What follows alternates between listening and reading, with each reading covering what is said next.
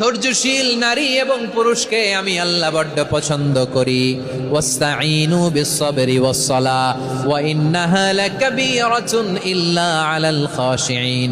আল্লাহ বলে যখন বিপদে পড়বা সালাত এবং সবর দিয়ে আমার কাছে সাহায্য চাইবা।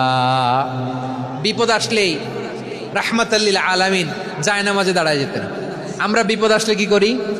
হায় হুতাশ, ফেসবুকে স্ট্যাটাস দেই, ঠিক কিনা?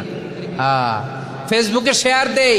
বিপদ আসলে বন্ধুর সাথে শেয়ার দেওয়ার আগে, নিজের স্ত্রীর সাথে শেয়ার দেওয়ার আগে, ফেসবুকে শেয়ার দেওয়ার আগে শেয়ার করব কার সাথে?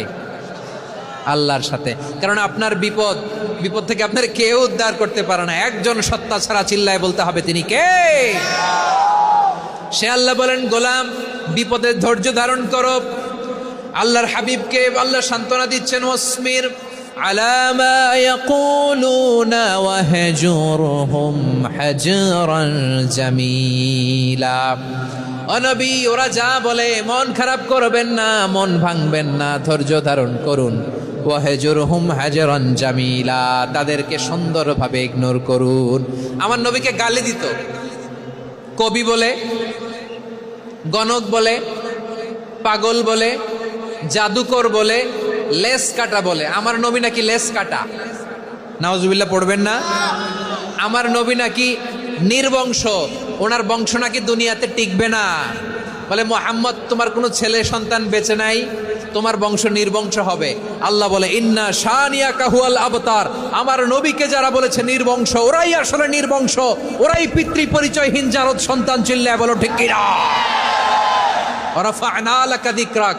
আল্লাহ বলেন, নবী আপনার সম্মান আমি বাড়িয়েছি, দুলোক ভোলোক ছাড়িয়ে, সাত আকাশ মাড়িয়ে আমার আরশ পর্যন্ত আপনার সম্মানকে বুলন্দ করেছি।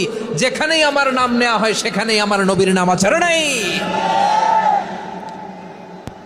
এজন্য বিশ্বনবীরে তারা গালি দিত। বিশ্বনবী যেন গালি শুনে মন খারাপ না করে। আল্লাহ বলেন, নবী ওয়াসবির আলা মা ইয়াকুলুন, ওরা যা বলে বলুক, আপনি মন খারাপ করবেন না। আমার নবীরে কাফিরেরা যেমনি গালি দিত, এই যুগে আমাদেরকেও গালি দেয় এমন কিছু লোক আছে না নাই? আমার নবীকে গালি দিত গণক, জাদুকর, এরপর গালি দিত পাগল, নির্বংশ বলে। আর আমাদেরকে গালি দেয় মৌলবাদী বলে, আমাদেরকে গালি দেয় রাজাকার বলে। রাজাকার শব্দটা তো এখন একটা অ্যাওয়ার্ড হয়ে গেছে, অ্যাওয়ার্ড। রাজাকার গালি দেওয়ার দিন শেষ। কি দিন আসলো? সুবহানাল্লাহ কইবেন না? আল্লাহ তো আমাদেরকে দেখাইছে। রাজাকার শব্দটা এখন একটা অ্যাওয়ার্ড হয়ে গেছে। সুবহানাল্লাহ, সুবহানাল্লাহ। পরিস্থিতি পাল্টে দিতে আল্লাহর সময় লাগে না। চিল্লায় বলেন ঠিক কিনা?